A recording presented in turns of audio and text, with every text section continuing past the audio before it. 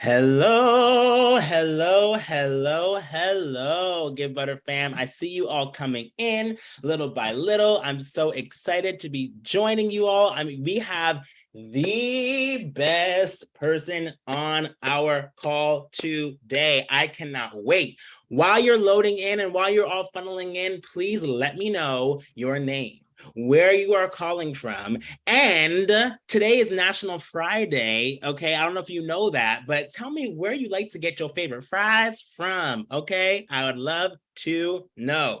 So we're gonna wait just a few minutes while people continue to pile in, and I'm gonna share my screen. Okay, your name, where you are calling from, and if you like fries like I like fries and it's National Friday, I would love to know where you get your fries from. Okay, I love to see it.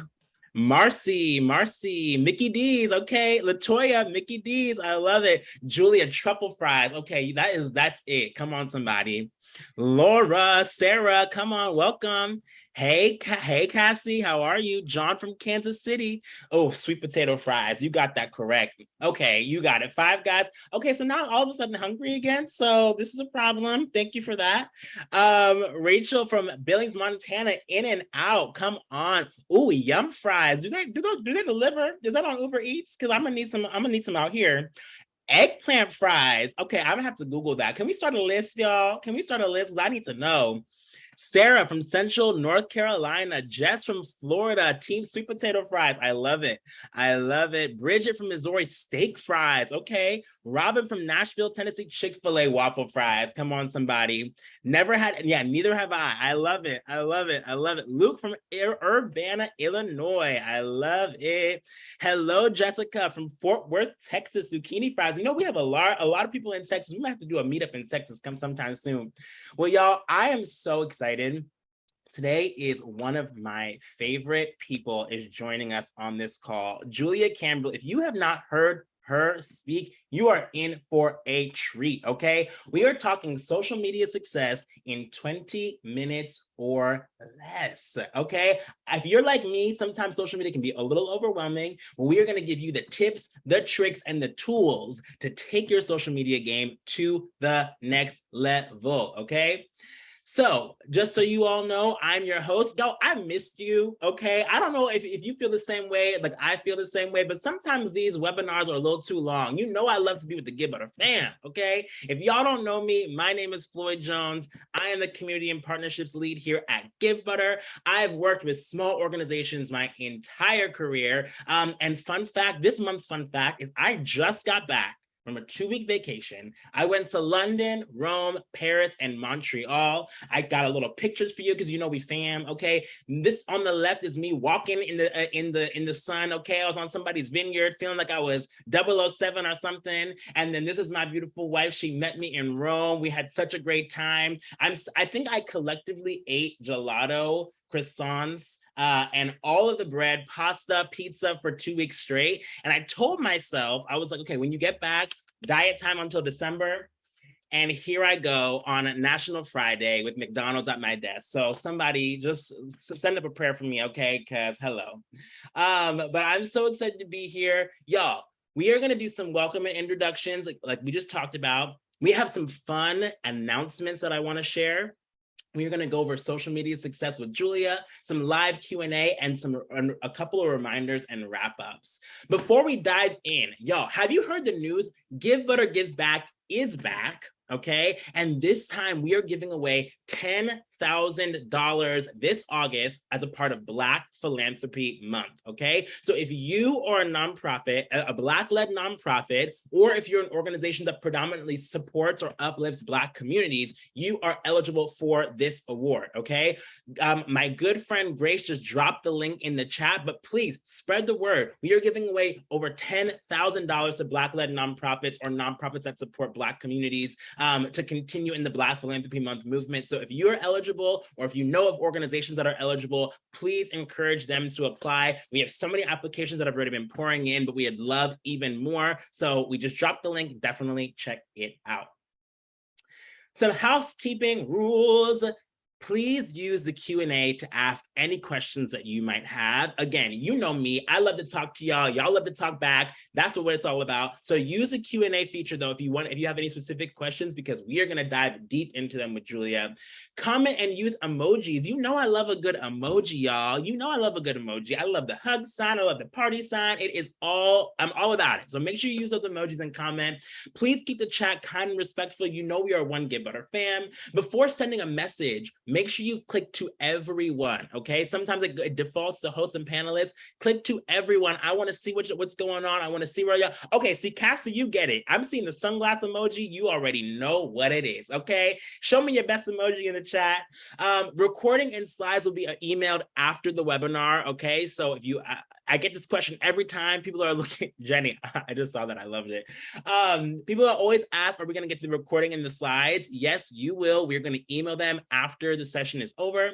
And then if you are in the Facebook fam, y'all already know it goes down in the Facebook fam. So if you are in the Facebook fam, can you let us know in the chat, I'm in? I want to see it in the chat. I'm in. Are you in the Facebook fam? Jenny's in the Facebook fam. Who else in the Facebook fam? Grace is in the Facebook fam.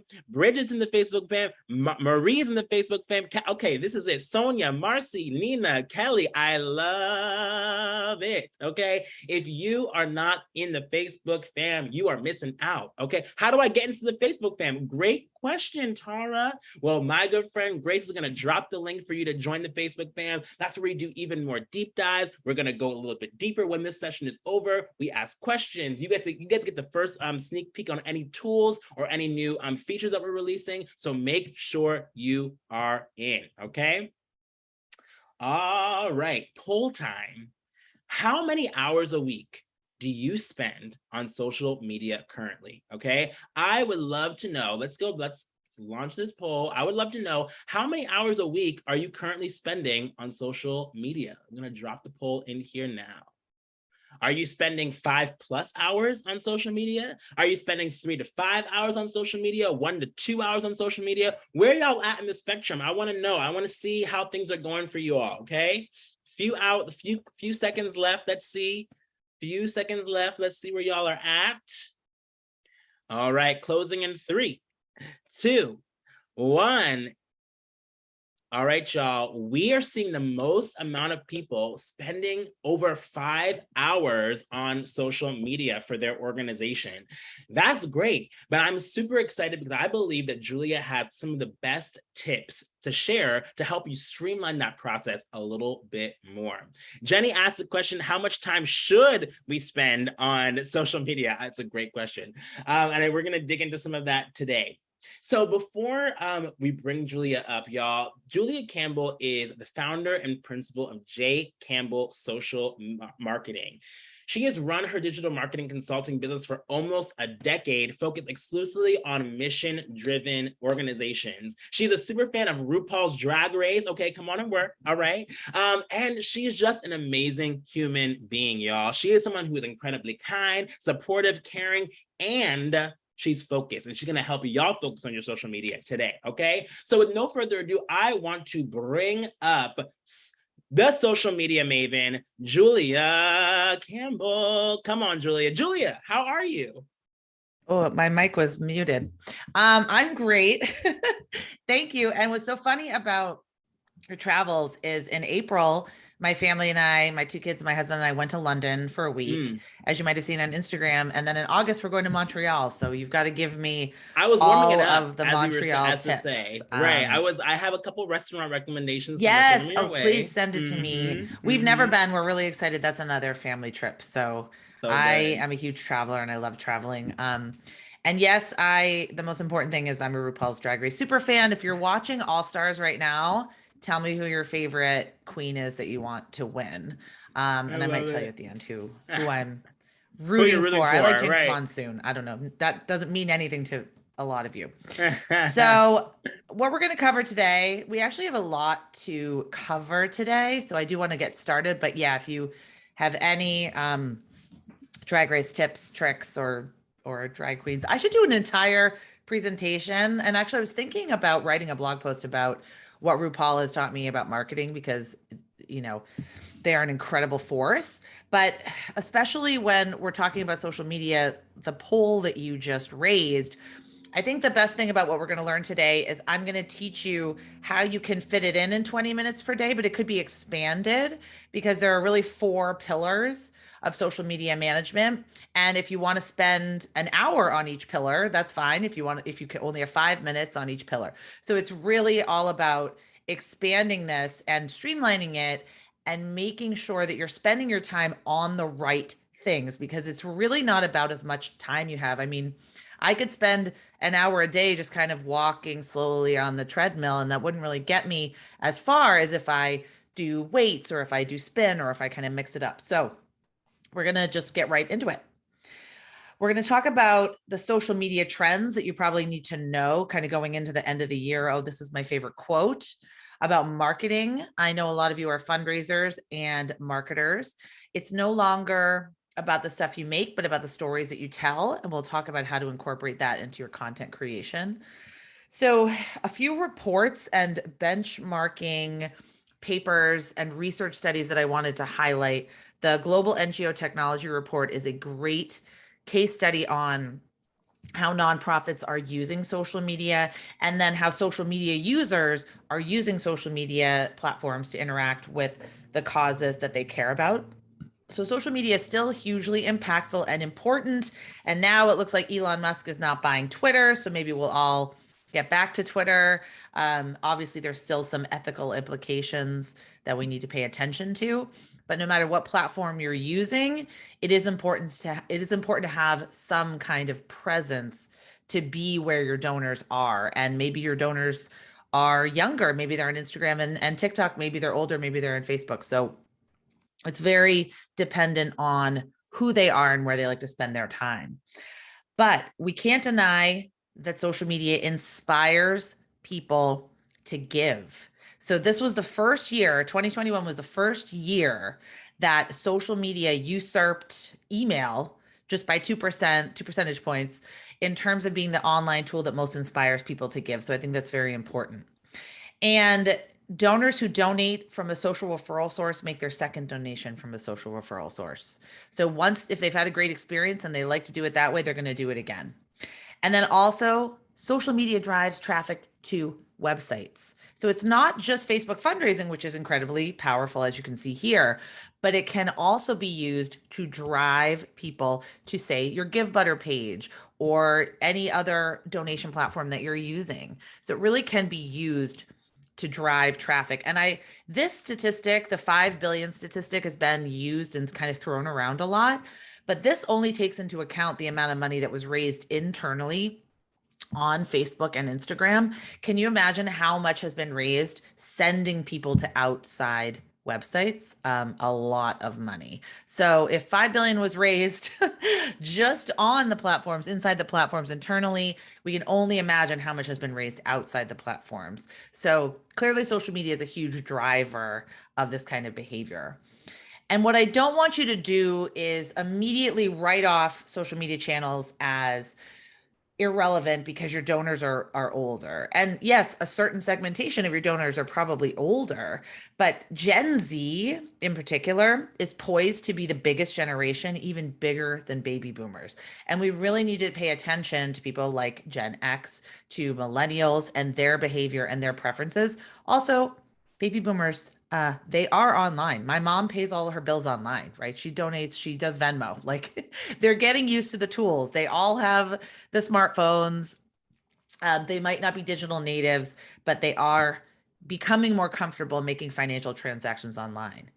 Millennials lead on these kind of adoption measures, but older people, older generations are also heavy adopters as well. Pew Research Center, fantastic place to look for this kind of affirmation, for this kind of study. Some things that I really want you to remember before we start diving into some of the strategies is that I don't want you to look at the internet as an ATM. And I know that some of our boards might have this mindset where they say, okay, we need $5,000. Let's just start a Facebook fundraiser. So the tools are there. The tools are there for you to use, but success really does require a long-term strategy, and it requires being able to make a coherent and compelling case for support. So you can set it up as sort of like you put the donate button on your website, and if you build it, they will come. And as we know, hopefully, as we know, as savvy nonprofit marketers, that doesn't necessarily always mean that people will find us or engage with us. We have to be very strategic and very compelling. So it's just like exercise, right? Consistency over time is key. And it's not just consistency, it's consistency focusing on the right things. And I use this exercise metaphor. I also really do like I actually really like exercise. Like, I'm not a crazy health nut or anything. Like National Friday, I will definitely go out and buy some French fries today. But if you are using 5-pound weights for 3 years, you're not going to really get much from that because your body's going to become familiar to it. So consistency over time is key, but constantly building, iterating, improving, tweaking is also key. And it's a marathon. It's not a sprint. It's not a sprint. There really are no silver bullets unless you have $1 million budget to pay for ads. You might be suited to Instagram. Someone else is suited to Pinterest. Someone else is suited to Twitter. There's really no one size fits all. There are best practices, but there's no one size fits all. I think that we have an obligation to showcase our stories and to showcase our missions and to bring people in. Trust in nonprofits is dramatically low. So I read the Edelman Trust Barometer every year. It's a study, and they measure trust in brands and advertising and marketing and institutions. And what they found is that 50% of US adults, the ones they surveyed, do not believe nonprofits do the right thing. I mean, that breaks my heart. And I think it's because of news coverage. I mean, there's multiple reasons why people don't trust organizations. I also think it's because we don't talk authentically and honestly about our work and bring people, invite them into the fold. So that's what I want you to do when you're using social media, not just look at it as a platform to push out promotions or transactional. We don't want it to just be transactional. We want it to be inspiring. We want it to be leveraged to build a community that is passionate about us and our work and passionate about the things that we do, and that would follow us from platform to platform, and use it to connect and build a group of people that are like-minded, that have values and ethics that are very similar, that really believe in the cause. Not everyone is going to care about the Georgia Library Service for the blind and print disabled, right? Not everyone's going to care about that. But the people that do care, I'm willing to bet, are incredibly passionate about it. And those are the people that we need to focus on. Where does it fit into your overall strategic plan? This is hugely important. It doesn't replace things that are working. So unfortunately, fortunately, unfortunately, however you might see it, if you do have all of these fantastic things that are working in your organization, that's fortunate for you, but unfortunately, it's not going to replace that. So if you still have that gala that people love, that raises tons of money, you might want to consider how social media can augment that, or how it can augment your direct mail, or how it can augment things that are working. And if you have confidentiality issues, we're not really going to tackle that today. I do have lots of examples from organizations that I work with that I've kind of sprinkled in. This is Amira Incorporated, and they do a fantastic job telling their story and raising money on social media without sharing names and identities. They still do a great job storytelling. So there are ways to build a community on social media without saying, this is Julia and she's on her healing journey. You can talk about it in different ways. And I'll use some examples throughout the presentation. Okay, so the main crux of this presentation, the 4 pillars of social media management. And you can fit this into 20 minutes, and that's what I'm going to show you how to do. Or if you have more time to spend, you can expand it. I really wouldn't contract it, especially if social media is your main job responsibility or one of your main job responsibilities. Now, I know when I present to groups like this, I understand that it's very rare for a lot of us to have a full-time dedicated social media manager. That's rare. You might have an intern or a volunteer. Maybe it's part of your job description. Maybe it's part of someone else's job description. So this is definitely not geared towards the person that works full-time in social media. Although, wow, wouldn't we all love if we had a person like that? Okay. So the first pillar, I'm going to take a sip of water, is research and listening. And there's a lot that goes in to research and listening. But the mindset shift that we need to make is we need to be a lot more proactive rather than reactive. And I studied journalism undergrad. That's why I started my podcast. I love journalism. I love talking to people. I love researching topics. I love writing about new ideas. I love finding angles and hooks and really exploring topics that are of interest to me and my audience. We need to do that too. We can't just constantly think of our own agenda. We need to be thinking about what's going to resonate with our audience. We need to start thinking like journalists and thinking like documentarians, documenting what we're doing for posterity, but really for our audience. We need to be looking for that angle, that emotional hook that's going to captivate our audience. And it's not going to captivate everybody. It's absolutely not going to captivate everyone in the world. It's just not necessarily, that's really not possible. But it's going to captivate the right people, the people that are going to take an action, that are going to move further with you along your donor journey. So research and listening, what this might entail. Here's some samples.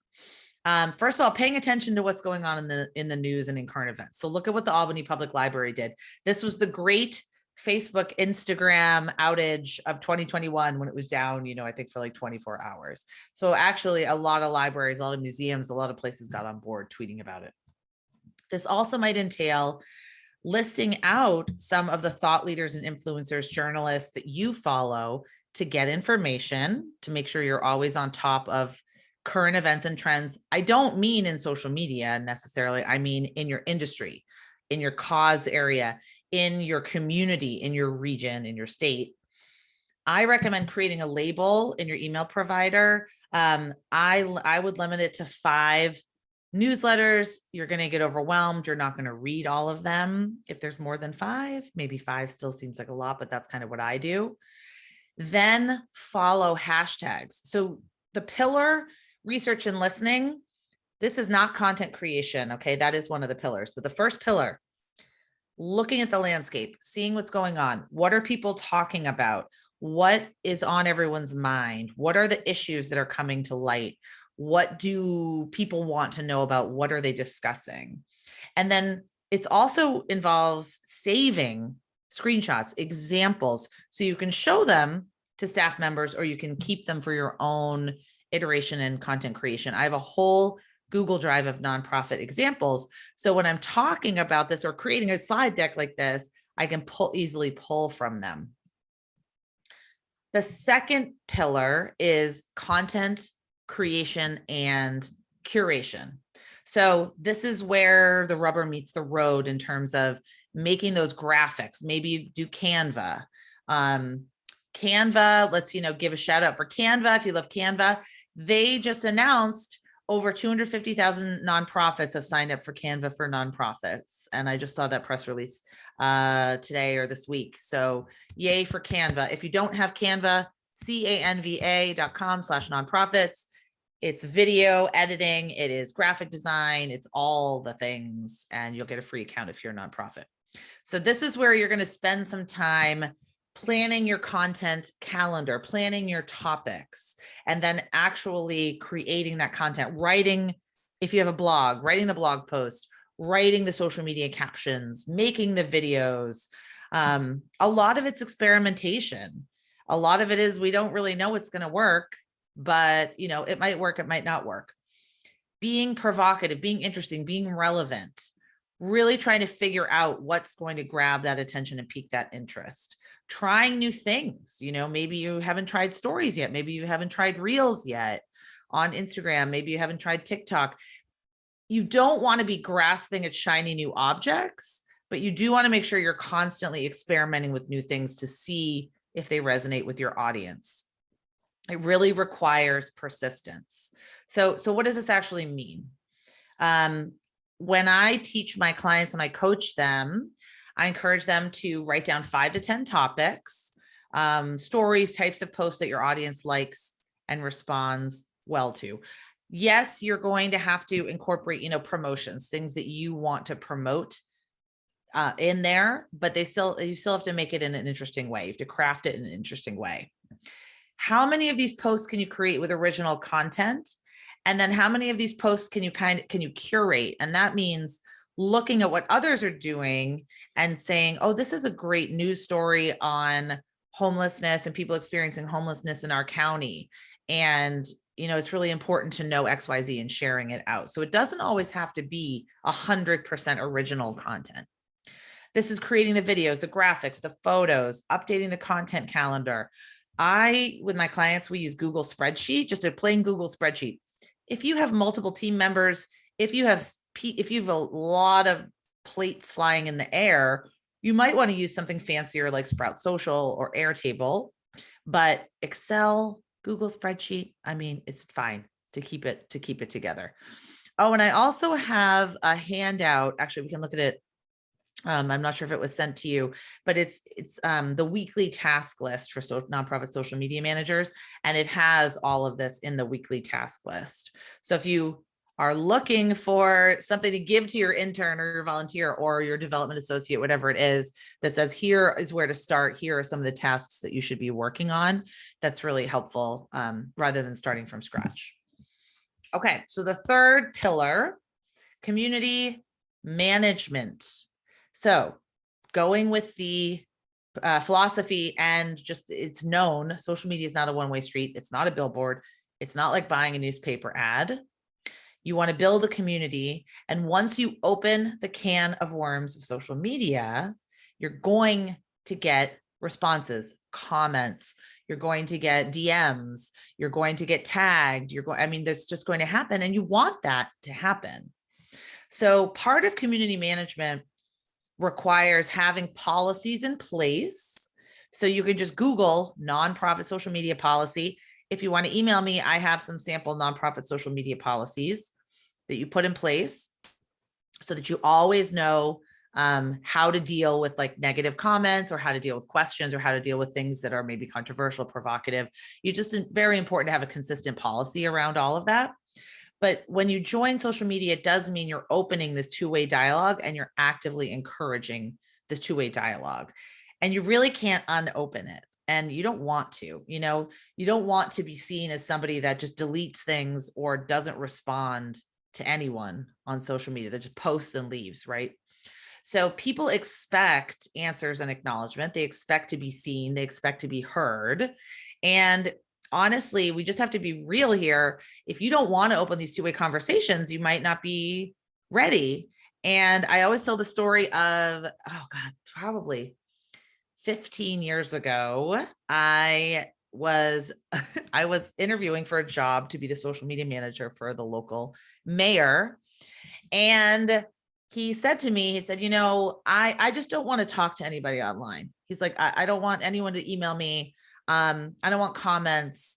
Can I just turn everything off? And I said, well, I really don't think you should be on social media. I said, sounds like you want a newsletter, or maybe you want a blog or a column in the local paper or something like that. I said, because if you start on Facebook, they're going to reach you. Tweet others as you would like to be tweeted. That's probably one of the most important mantras. What does this entail in terms of tactical? Following accounts is so important. Follow accounts that make sense for your nonprofit. You do not have to follow everybody that follows you. There's nothing that says you have to, but you can't follow 0 people, because we are not Conan O'Brien, although I think he had a contest where he would follow 1 person. I think Taylor Swift follows 0 people on Instagram. We are not Taylor Swift or Conan O'Brien. We have to follow other accounts to constantly be getting in front of people. Also, it's really great to build community, and it's also good to see what other people are doing, to learn from them. Look at who follows you, see who you could follow back, answer all questions unless they violate your policy. And your policy might say, if it's harassment, if it's obscenity, if it's racist, if it's using derogatory words, if it's abusive, blah, blah, blah, we're just going to delete it and goodbye. And that's fine. I've done that a lot. Because I am very, open in my support of abortion rights, and you might disagree with that, but I've been called some horrible things online. And to me, it violates my policy. I just delete it. I don't want obscenity. I have a family Facebook page. Like, I don't want any of that. So if you have an issue where people are using those kinds of words, absolutely delete it. But if it's just a question, or some kind of comment, the gray area is what gets us in trouble. Ask people to DM you or to email you. Take it off the feed. Don't engage in the feed. Don't engage with the trolls. If it's a question like directions or hours or something, yeah, obviously you could answer that. But if it's a little, if you sense it's going to go south pretty quickly, immediately take it off the feed and then ignore the trolls. We don't have time. We don't have time for that. Okay. Fourth pillar, measurement and analysis. This is the pillar where everyone gets stuck. And this is where we don't spend our time on this, because we think, oh, we are just going to do what we're doing and it's going to work and we'll know it when we see it. We have to consistently be measuring, be analyzing, and we don't want to measure data for the sake of measuring data. We want to measure data that we can use to then improve and iterate and change what we're doing. So look at what you're doing. So this means knowing what to measure and where to find the data. And that ties back to your goals and your audience. So if, building your website traffic is a huge goal, obviously that's one of your metrics, right? If building engagement is a goal, that's one of your metrics. If you want more people to make donations online, you can track that. You can actually track conversion rates. You can track referral sources. All of this is trackable. And this is really why I love digital marketing, because there are little breadcrumbs, little cookies, right, that follow us. We can track everything. Certainly, it's not a perfect system, because I might have heard of you from a friend and then I Googled you and then whatever. But certainly we can look at if what we're doing is working or not working, and we can make little tweaks to constantly iterate and improve it. So this also is going to help your coworkers and your supervisors understand that social media is kind of pushing the needle towards the goals. And it's going to show how you're measuring up against other organizations. So tactically, what does this entail? Choosing metrics to track each month. And I can't tell you what those are, but they have to be relevant to the platform, relevant to your goals, and relevant to, your vision. What are you trying to achieve? Running reports. And then don't just keep this data to yourself, reporting out to supervisors and others, because you want people to understand that the work of social media is not just tweeting about what you had for lunch. We constantly are fighting this battle. I still think that my parents don't really know what I do, even though I'm a consultant. I speak internationally, like I speak on big stages. No, they still think I'm just like teaching people how to Instagram what they had for lunch, honestly. So we have to show really the work and then what it's accomplishing. So maybe email signups have increased, maybe event registrations increased, calls to the hotline, maybe inquiries, that kind of thing. And then using it to identify and amplify your work. So this is really your just quick and dirty social media in 20 minutes per day. This is what I usually recommend doing. I don't like context switching. I like time batching, time blocking. Research and listening, community management, Monday, Tuesday, content creation, Wednesday, content creation. You can schedule out some of this evergreen content that you're creating. And Thursday, more research and listening, and then Friday for measurement and analysis. This is if you have 20 minutes per day. If you have more time, you can increase what you're doing. But it's very important to be very focused and strategic and not kind of jump around. So my productivity tips, my best productivity tips, I love the Pomodoro technique, setting a timer for 25 minutes, working on your task, taking a short break, coming back. This also means not checking your email. I mean, you might want to check your email, have a dedicated tab in your email for your social media notifications. So you can go to mytomatoes.com or just do it on your phone. I mean, there's all sorts of ways to do the timer. I also really wish and hope for all of us that we can spend dedicated time on these tasks. Now, I have a friend who's a social media manager at Susan G. Komen, and he has to keep the tabs open all day because that's what he does. And he has to respond to things pretty quickly. But for most of us, my clients, they're local museums, they're a little bit of a land trust. Usually there's not something that, can't be, they're usually a question. It's not people in crisis. That's very, very different. So if your job does require you to complete other tasks, I do recommend scheduling dedicated time, dedicated tabs, as much as you can filter it out and kind of put a box around it as much as possible. It is really, really challenging, obviously, I know, to do that. So I like to monitor each network sort of one by one, replying to mentions, hashtags, all that kind of thing. And I like to have a little maybe checklist that I follow every week. So the key here, is implementing this long-term plan. So this is the weekly checklist that you're going to get.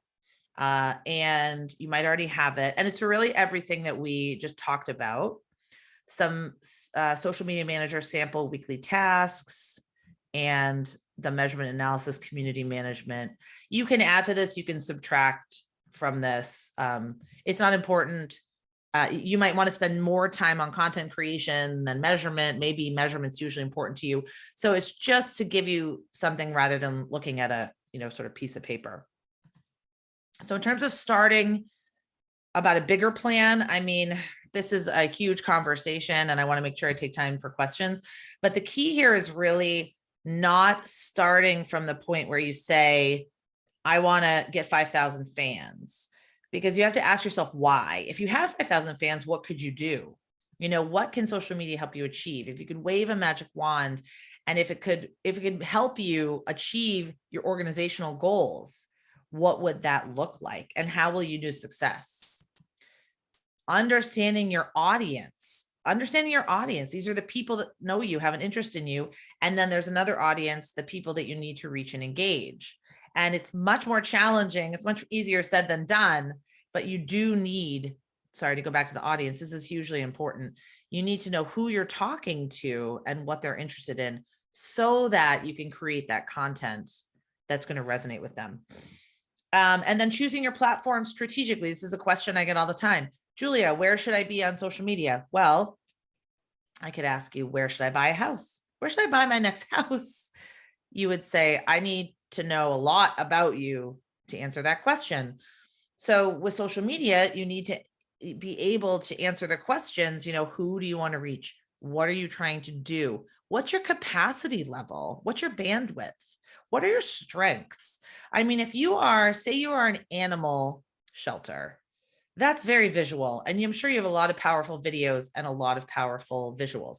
You should be on some visual platforms.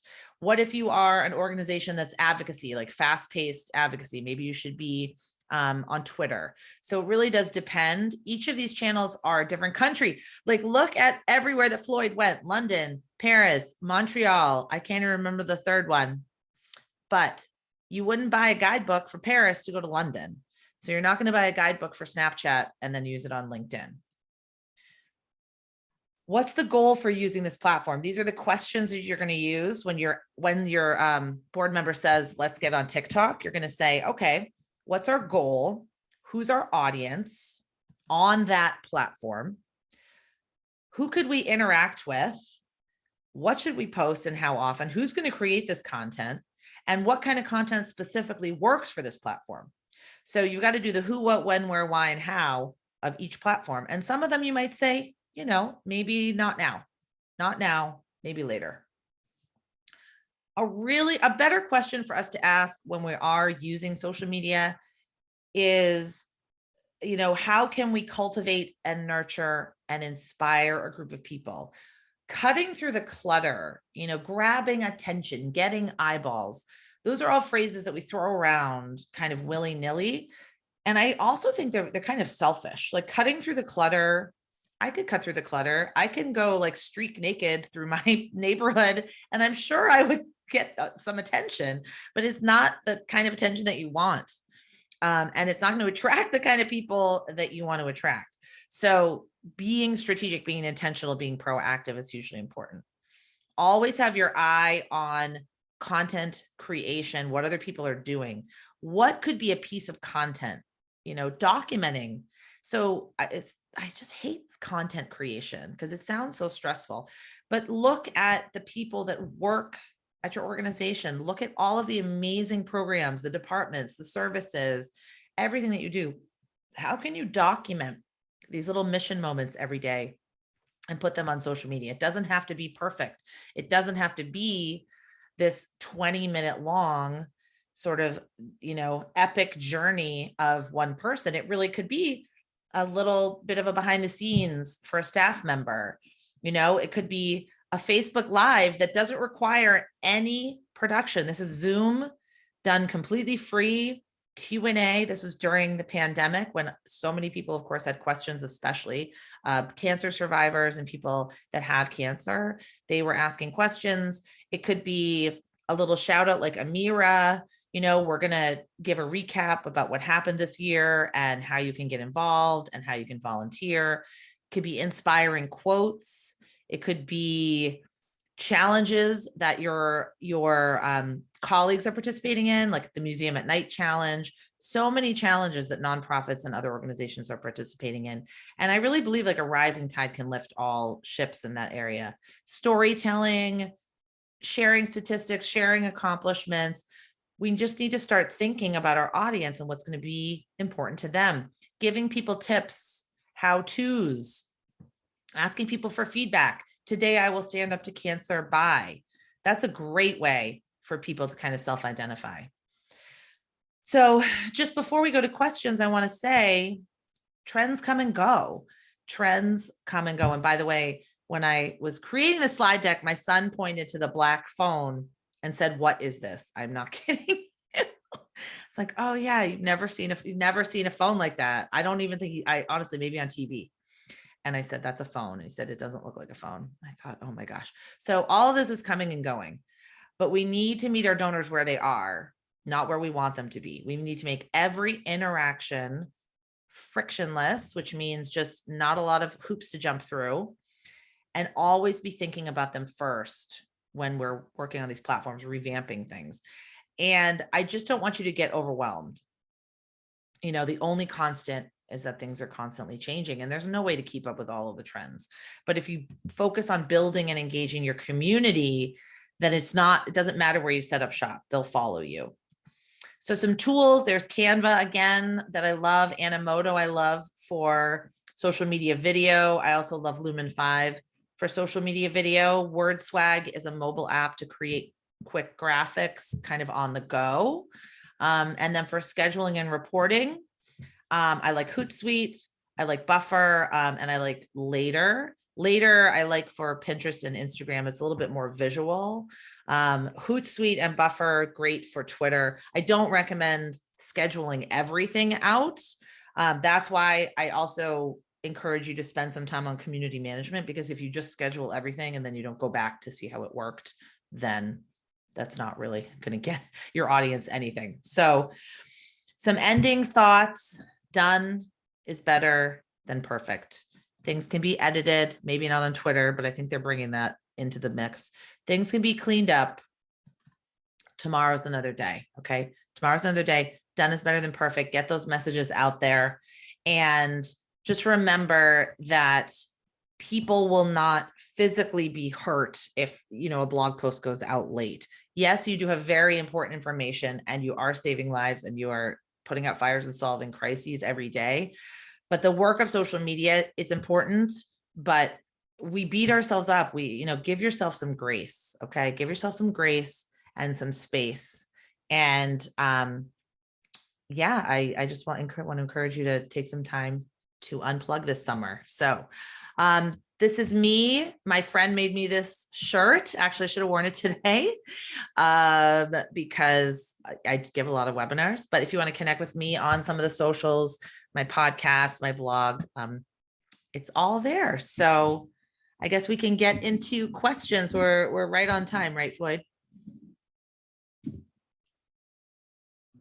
We are right on time. Do you want to stop sharing your screen for a sec? Oh yeah. How do I don't know. Stop share. Yes. Okay. Let me bring you back on. Let me bring you back here as well. Hold on. Add pin. Okay. You can see us. But first of all, how amazing was that, y'all? I got notes on notes on notes over here. If that was good, can y'all let me know in the chat that was good? Audra says that was amazing. I feel you, Audra. That was so good. Let us know in the chat. Oh, come on now. Carol, Charlotte. If you don't see this love right now, Julia, I hope know, you see it. I love it.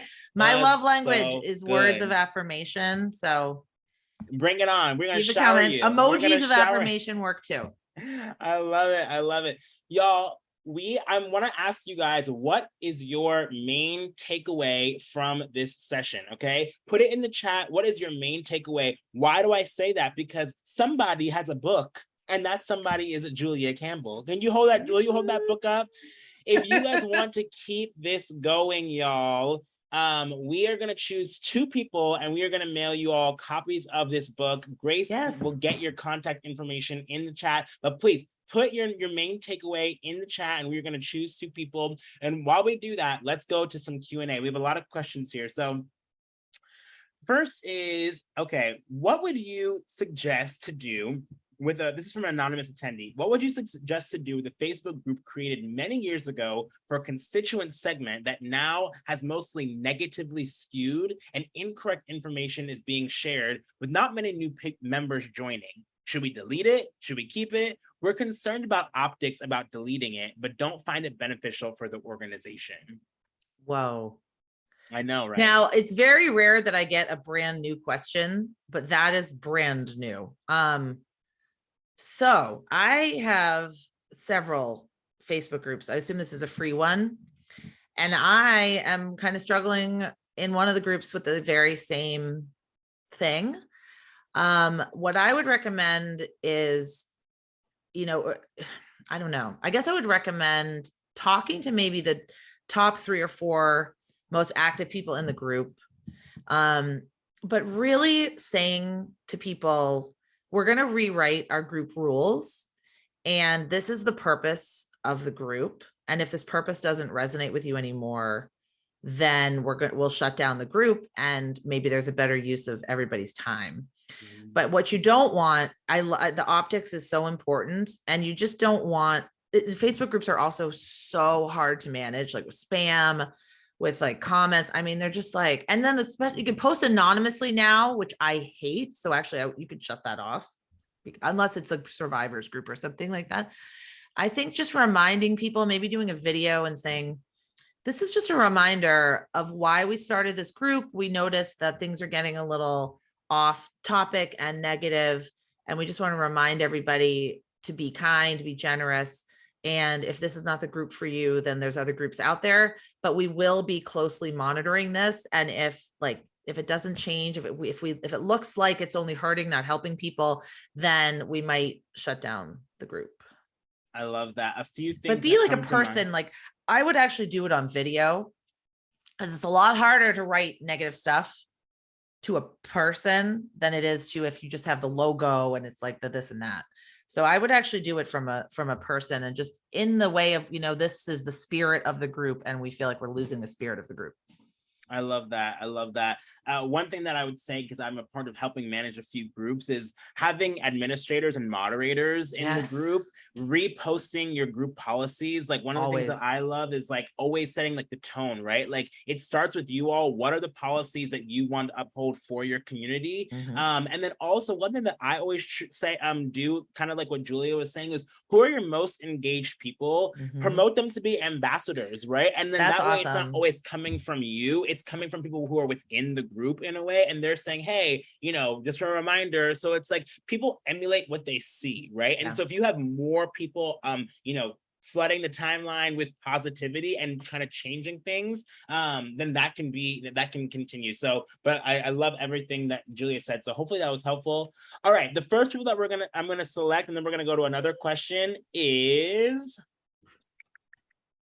Elizabeth Hansen. Her main takeaway was structures to help me manage social media responsibilities in a way that's easier on my mental energy reserves. I love that. Yay. Why do I love that? Because one of the things that Julia always said is that it is a marathon, not a sprint, right? Like it's an iterative process. You have to continue to iterate on what you're doing. And you can't do that if you go all in, get burned out. Because once you burn out, then you stop. You know what I mean? And your community is gonna be like, okay, well, but where they at? And your mission doesn't sleep. Your mission doesn't stop. So I love that. Grace will be reaching out to you. Elizabeth Hansen, Hansen, should be reaching out to you in a DM right now to get your contact information.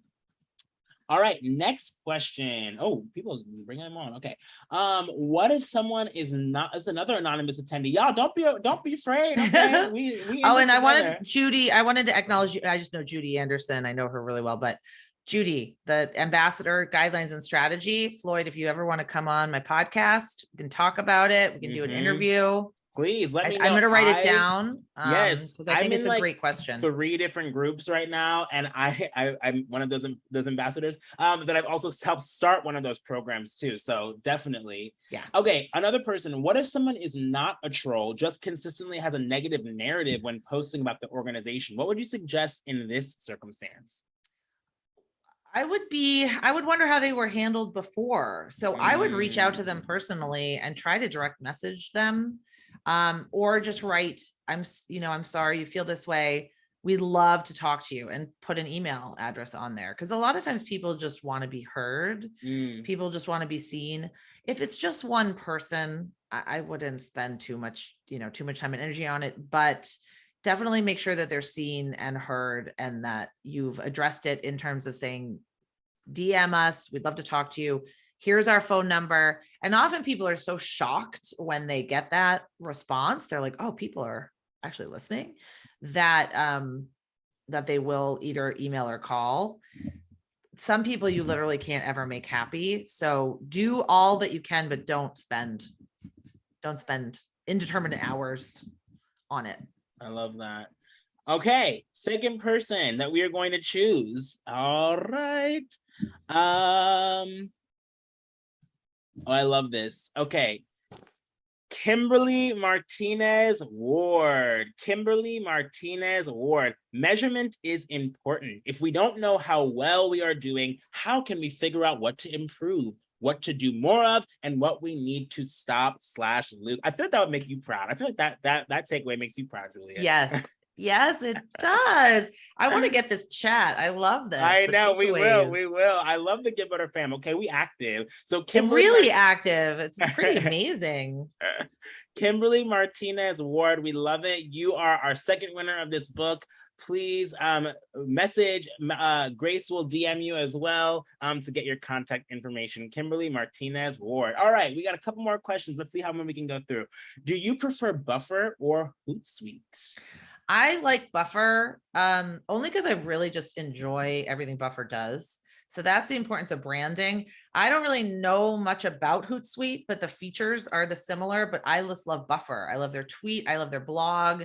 They have so many just great webinars, and it's just so easy to use. It's a little thing, little extension I can put into Chrome. I just have been loving Buffer. I love it. And I'm not even an affiliate for them. I should get on that. I know, right? Can we send this to somebody? We have a couple more, but I think the last question that I want to ask, because I think it's really, really important, is do you have any tips for tracking likes, follows on Instagram beyond the 90-day insights timeframe? Now that's the question, but one of the things I want to add on top of that, Julia, is that you talked about something so important about knowing why you are tracking something. Yes. Because sometimes people are just like, oh, I want 100 likes on my post, or, oh, I want 5,000 followers. Yeah. Can you just talk a little bit more importance of why these things are important? Because you can track anything out the moon, right? So yeah. Well, I like later for it's not the free account, but you can get pretty in-depth social media analytics. Also like Sprout Social or HubSpot, you can get in-depth social media analytics from Instagram and from all the other platforms that go beyond 90 days. But what you're saying, Floyd, is I would always ask, so what to your data? This is something Beth Cantor taught me and always writes about. So if you say to me, okay, we had 1,000 YouTube views. Okay, so what?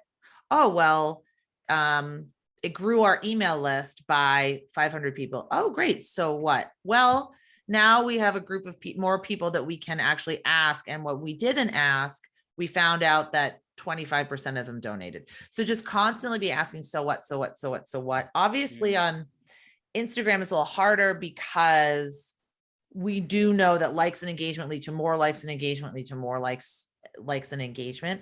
But as long as you're making sure you're tracking like your bio link, your link in your bio, or you're using a tool like, Linktree or something like that, and you put it in your bio and you're measuring how many people are coming to you from Instagram, you're doing the donate button, or you're posting links. Now everybody can post links in stories, post a link to your Give Butter page. You can actually track how many people come to your website from these sites on the back end. So I think just making sure you're asking, so what? And what is this getting us? And then looking at the months, like maybe you have a ton of engagement in December, but none in February. So thinking maybe, why is that? What do we do differently in December that we could then incorporate into, say, February? So really looking at it analytically and not just like a bunch of numbers on a spreadsheet. I love it. I love it. I love it. Thank you so much, Julia. Julia, I'm going to take the pin off, but don't disappear right away. Okay. So they love my wall art. Yes, that's my friend Renee Gannon, my artist friend.